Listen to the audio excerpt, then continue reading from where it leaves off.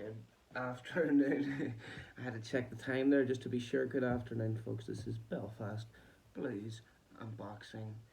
You know what it is, you know where it is, you know what to do. You want to hit like, you want to subscribe. Yeah, that's what you want to do. And leave a little comment, let us know what the crack is. Um,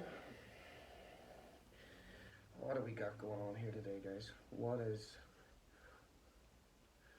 the agenda? Hmm? What is the agenda for today? We got to know. We got to know. And we must deliver, as always, yeah, because that is what we do as boxing YouTubers. Um, it's what it's all about. So we're going to do a quick roundup of some boxing news. And I think we're going to start with Twitter, have a quick rundown Twitter and see if there might be a few talking points, yes. And hopefully the whole thing will coalesce into one, you know, hopefully it'll make some sense anyway. Guys, I got a lovely message from a guy today. I got a few messages this morning. That's my birthday today, and I had one fella. I don't know him particularly. He's a musician. He's a really good drummer, and he gave me a few pointers. He said he was enjoying the videos, but can you please stop cursing? can you please make the whole thing a little more coherent? Okay, we can do that. What about a separate camera angle? Okay, can you bring that in? Okay. Yeah, I think these things will all come in time. I mean, obviously, I want to be proactive about these sort of things, but I looked at it last night. I've been doing these boxing videos for 2 weeks.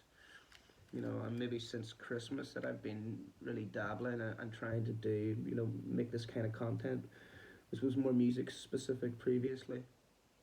The same fella also said that he really enjoyed the musical breakdowns and stuff. He thinks they're quite good at getting into the depth of music and the layers and some of the comparisons and things like that. So maybe later today we'll do a more music specific video, and you know what? Once it's out there, God knows. Only God knows, or Allah, whatever you want to call him, man. Vishnu, yeah, your higher power. He knows what's going on. We don't. But you know what? It's all good. We got a nice cup of tea here.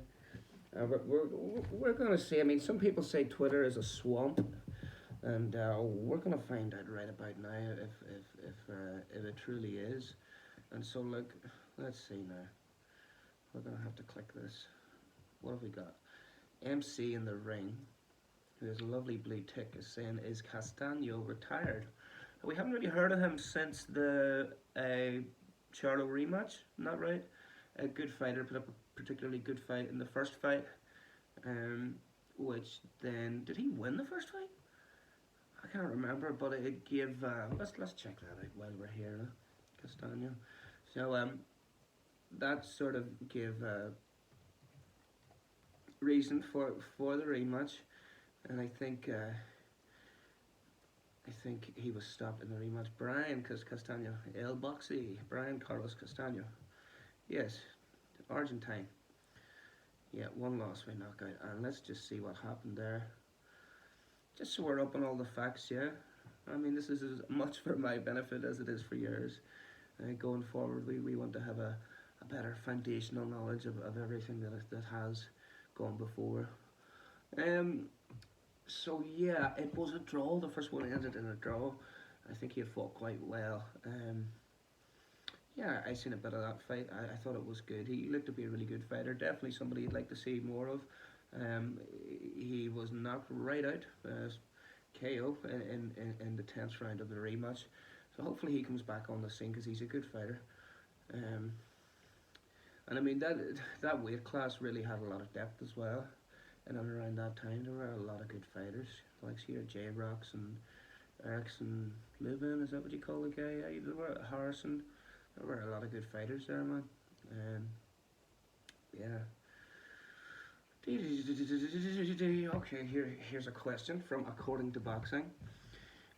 With 0 events in the first 2 months of 2024, is boxing in a better place without the PBC?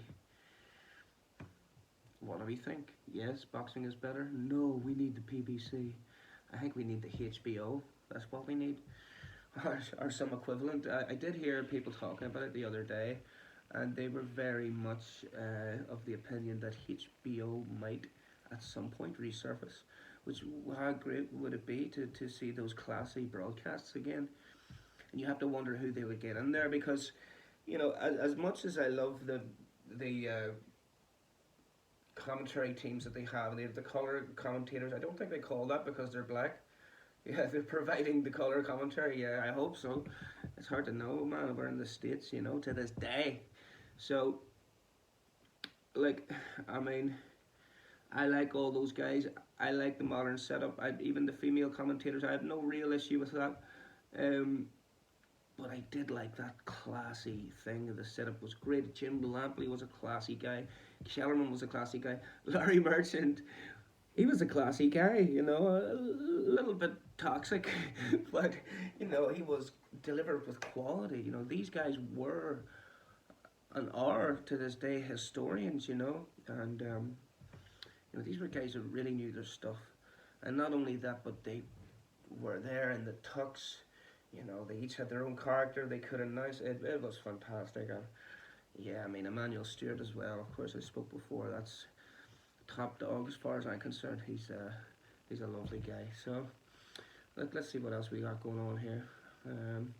Boxing and BBQ. If slash when Canelo and Munguia fight, do y'all think Munguia can last in there like this with Canelo? Now who do we have here?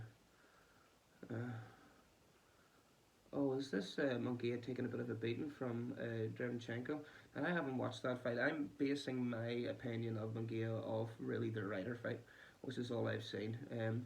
But what I seen in that fight was some nice stuff. He is taking a bit of a battering from Derevchenko here, but then again it is Derevchenko, another fighter who I don't know an awful lot about, but he looks to be pretty. He looks to be hot stuff from what I can see here. Next up is Conor Nigel Benn. Michael Benson has come out and says Chris Eubank Jr. versus Kell Brook talks remain ongoing. Eubank Jr.'s promoter Callie Sauerland has confirmed. He said there are also discussions for Eubank Jr. to potentially challenge Yanibek Alim. I'm gonna get this. Alim Kanuli for the IBF and WBO middleweight world titles next. Yeah, good luck to him, man. I hope he fights that guy. I hope he fights Kell Brook because I think that would be a really nice fight to see. Obviously, Kell Brook's going to need a long camp to get himself prepared. I've heard talks that he's in decent shape. He's kept himself in decent shape. But obviously, being in decent shape as a retired boxer and being fit to fight again are two different things. It would sort of be a money grab for Kell Brook, you would imagine, but does a 75%, I hate to split hairs, but does a 75% Kell Brook beat a 100% Chris Eubank Jr.? I don't know, man. He's retired. He's been out of the game a while. But if it would be interesting. It would be interesting. I wouldn't like to see Kell Brook beat. I don't. That's the last thing we need to see at this point. So if they're gonna make that fight, let's make sure he's well prepared. Clarissa Gwalt Shields, when you're pardon me, I was about to try and do the impression. I'm going to try and keep clear of that. Also, we're going to keep clear of swearing today. If at all possible, there's going to be no swearing, no cursing. We're going to keep this clean. When your enemies become allies, you're doing something right. They can't take you one-on-one. Okay. Fair enough, Clarissa. Just keep that same energy. Tank Davis versus Frank Martin. This is our thoughts. Now we're not going to broadcast this guy's video clip. I might watch that later. And we'll end with this. Shakur Stevenson. LOL. If this ain't the most scariest shit I done heard, can you beat me or not? Everything else is irrelevant, scary Ryan, and that's why you would give everyone else an opportunity besides me. Angus here gives his honest thoughts on Shakur Stevenson. He says Shakur is a good boxer, but nothing stands out about him. Well, don't know if you're quite right there. Yeah, I like the way. Did I just curse actually there after saying that I wasn't gonna? Sorry about that. It wasn't a particularly bad one though, wasn't it? It wasn't. Didn't drop any f bombs. Um, right. What what does he say here? He says, and that's why you would give everyone else a opportunity. I love that, man. A opportunity. You would give everyone else a opportunity. Sweet, man. You know, you even typed it in. It works. It works. The greatest promo ever. Da da da da. Julio Cesar says, Chavez. That's in Spanish. I'm not even going to make an attempt to read that. So look, that's all good, guys. That's a quick Twitter roundup. We're going to check out the boxing scene, and right at the top of the pile we have Amanda Serrano's story. At least one more glorious chapter. Let's find out. Let's find out. This is by Thomas Gerbasi. Thomas Gerbasi, yeah. Let's check it out. The origin story isn't anything spectacular. In fact, it's the stereotypical one that has been attached to prize fighters around the globe for decades. It's really written like that, isn't it? It must be read in that voice. A kid does well in the amateur scene, well enough that someone approaches them with an offer to make some money in a fight, and the kid takes it. Right? So some of these guys must also get work writing for the build-up programs, yeah? Behind the gloves and all that stuff, yeah. Right, let's see, 20-year-old Amanda Serrano, the kid in this case, versus Jackie Trivellino. Right, let's see, we're gonna make this work, man.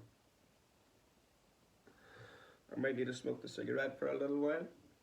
Just take a little rest before I sort of gather myself before I go and read this article, because I want to do it justice. I would hate to start into it and not deliver it at all with what it deserves. So if you'll pardon me for just 2 seconds. Yeah, another little bit of advice that this guy offered me was to timestamp the videos. So for certain parts, you know, if I go into an inspirational moment and start speaking about alcoholism and recovery from it and God and stuff, well then have that marked in, you know, and here's the boxing talk, right? You want to skip right to this, go there, go here, go there. Yeah, I'm sort of hoping somebody will just do that for me. Unfortunately, that's not the way it works. So, what's going on here with Amanda Serrano? Jackie Trivellino, March 20th, 2009, at the Washington Avenue Armory in Albany, New York. After a 3.5-hour drive from Serrano's home in Brooklyn, well, it might as well have been a million miles away to this new world she was entering. I was definitely the opponent, Serrano told me in 2022, before her game-changing bout with Katie Taylor. Someone called us from Gleason's gym and said, there's this fight with this girl, Jackie Trivellino.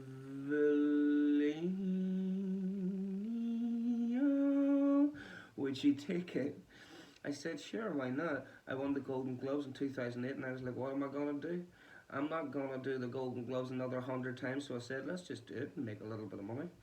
It was a little bit of money, a recurring theme throughout her career, until she broke the bank against Taylor. But the Trivellino fight was also a win by a majority decision, and although the money wasn't great, that feeling of winning became addictive. As she fed that addiction, the boxing world slowly started to see that Serrano was pretty damn good. Unfortunately, on the ladies' side of the sport, pretty damn good didn't mean much for a lot of years.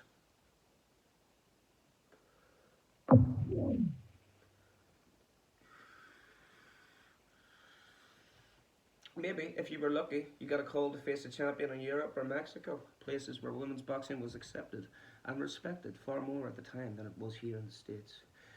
At first it was all fun and games, Serrano said. I wasn't in the sport to become a world champion, I just did it for the fun. In 2012, Serrano got that call to Europe for a world title fight with Frida Wahlberg in the WBC Junior Lightweight Champions backyard of Sweden.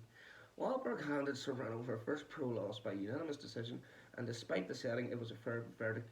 I was talking to a guy last night.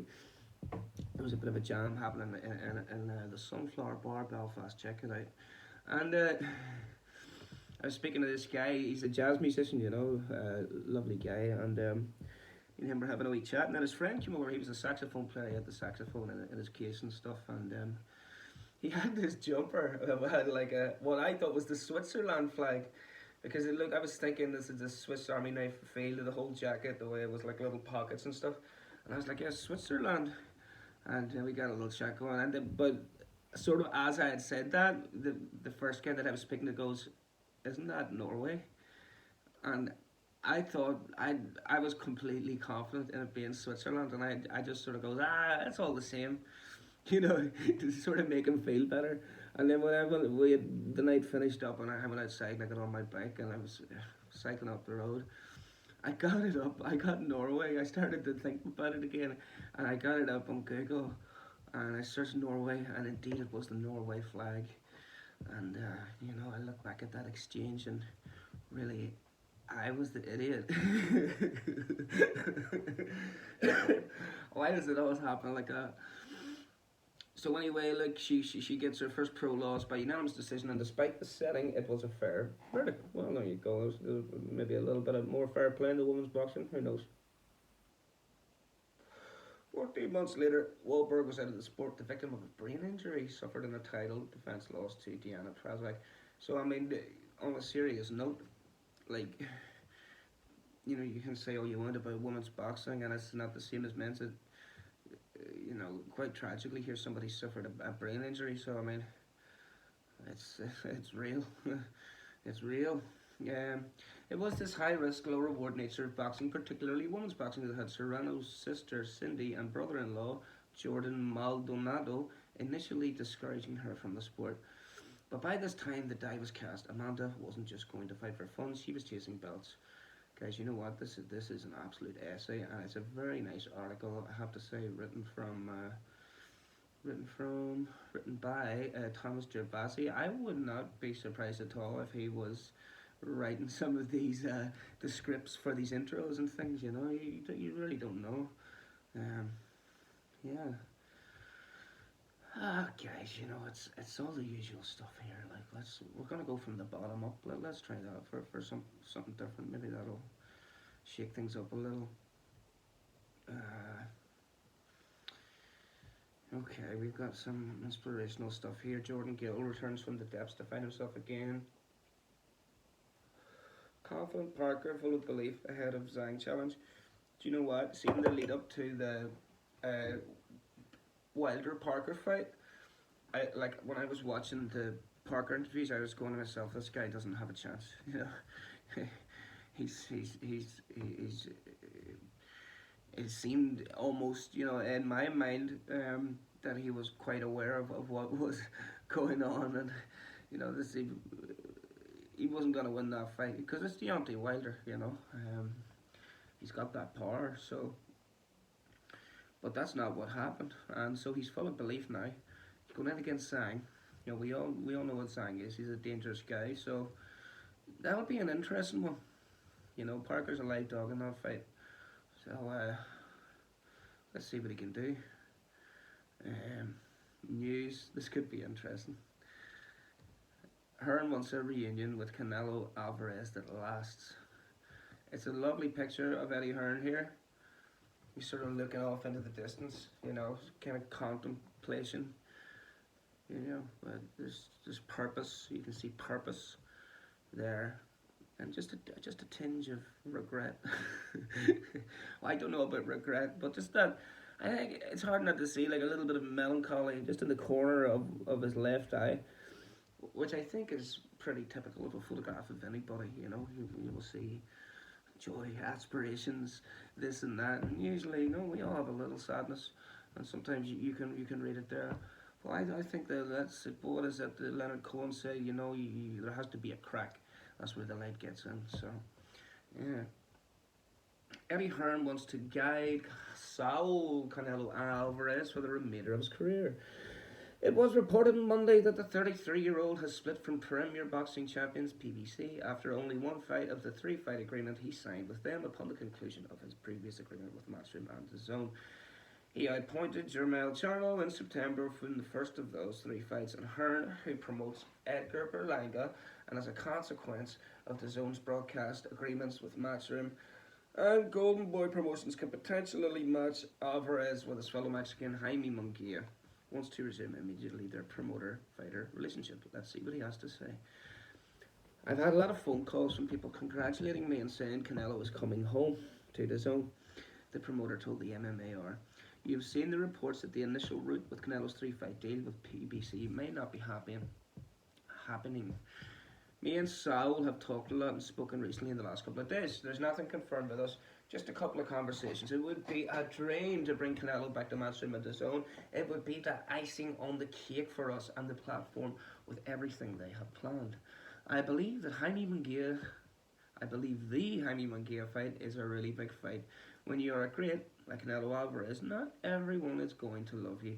His fame and adulation are huge, but someone will always want to knock you off your pedestal like a young, undefeated Mexican and Jaime Munguia.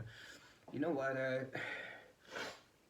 Whenever Frank Sinatra was coming up, yeah, and you had the Bobby Soxers and all that, and you know, he was the main. He was a pop star, but he was fresh faced. You know, he hadn't yet got that experience behind him where he could really rattle it off with such ease and confidence. You know, he was still, you know, sort of singing these old ballads, and I would like you to know.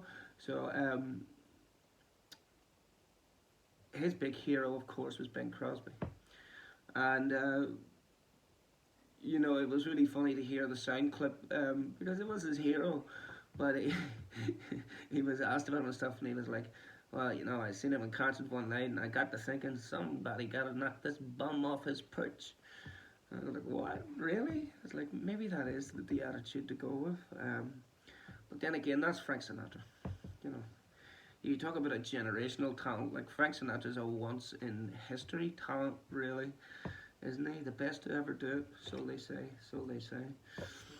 So yeah, let's say Canelo, John Ryder, David Benavidez, yeah, all the usual stuff. Okay, great. Oh, I wish this wasn't the swear-free edition because there's some really nice comments here. Well, here's one we can read, right? This is from Old School G, yeah. Two people he grovels on the ground for, His Excellency and Canelo. Sometimes I do feel bad for men who lower themselves to the point where they beg other men for all to see, and this is one of those instances. I don't care how much money Eddie Hearn makes, when he puts out these sort of statements, I am... well, we're not going to find out what you are. Yeah, because, you know, it's nice what you were saying there, but, you know, your identity doesn't really merit a deeper look into your philosophy, I'm sorry. Not in this instance. So, like, guys, that's pretty much it. The rest of it's all the usual stuff. There's nothing really standing out there. The Serrano fight's the big news this weekend, and obviously the Jake Paul will be a good watch as well. It'll be good to see how he does against a legitimate professional boxer. Because Jake Paul's come on a bit, hasn't he? Like, obviously we've known for a while that he can punch, but you know, some people might have thought that it would have been a flash in the pan that he come in and he says, oh, I've really dedicated myself to boxing. Well, how many years has that been going on now? Well, he's really been training as a professional. And I mean, if there's one sort of thing that kind of signals that, I suppose, is that, you know, you don't see, you know, a whole lot of, you know, Jake Paul content like we used to. You know, he's not really in the influencer role as much as what he was. He's more just seems to be in the gym. I could be wrong with that. Maybe I just don't see his content. But it seems like, you know, I'm sort of basing this as well from a lot of the guys in the sport seem to have a bit more respect for him, and that when other potential opponents are mentioned with guys that haven't been doing it as long as he has, they're sort of saying, nah, you're not on the level of a Jake Paul. It's got to that point now where they're saying, no, you're not on Jake Paul's level, which I suppose is a big compliment to Jake Paul. I think I think it's good to see, that he's come in and he's done that, and I mean, we'll see where it goes from there. In terms of boxing content that I have been devouring today, last night and this morning, I've seen a bit. I seen a good podcast. There was a couple of guys. A couple of boxing guys. I'm trying to remember the name of the thing. One of them was wearing a turban. One of them had the full regalia. The other guy was some English street guy. Some gym rat. And these two guys were talking it back and forth. And I had this blue curtain in the background. It was almost like Twin Peaks, except the curtain was not red, but it had a similar vibe. So that was interesting. I watched some Pro Box TV. They had a good one. They had Tim Bradley on there. He's always good to see, man. And of course, you had Algeria and you had Malinazzi. Paulie. You gotta love Paulie. You gotta love Paulie. He's excitable, man. He's excitable. It's a good combination, to that excitableness, but also the knowledge that he has, And that's what I like. That's one thing I'll say for the Americans, man. They don't take themselves just as seriously. Well, you can say the same for some of the British guys, I mean, I guess it's the same all round, but I do like that pro box setup. They have a laugh. It gets serious, but it's like a barbershop conversation sometimes. It's good crack. And it had this other black guy who comes in and he was sort of hosting it. He was like Samuel L. Jackson. When he's the coach, he's the boxing coach. Yeah, he reminded me of that guy a little bit. They were talking about Berlanga and did he really deserve a shot at Canelo and stuff like that. And this guy, he kept pronouncing Berlanga's name Berlanga. Whatever it was, he was getting it just perfect, absolutely perfect. He was getting that pronunciation. It was really nice to see, and Tim Bradley, I can dig all the way, man. He was talking about Pachenko, man, fucking Diego Pachenko. But yeah, I was find funny too. When it just seems to have everybody's just agreed that we're calling Lomachenko. Well, that's just what it is, So don't worry too much about the spelling. Just just say it the way we said. Yeah, and it's all good. It's Lomachenko. It's just better. Guys, look, that's all there is to it. I'm gonna go hustle and bustle and see what's going on in the world today. I'm a little bit sick, so I'm gonna get a bottle of medicine and I'm gonna chill out. It's my birthday, but I'm a little bit too old to be celebrating, and I don't drink either, so there'll be none of that. But yeah, I'm gonna see if I can come up with something to talk about musically and go into some depth musically, and that'll, like I said, be a more music specific video. But there might be some boxing crossover in it too, and maybe that's the way we'll do things from now on. We'll figure it out, guys. Belfast boxing and blues. Yeah, be good.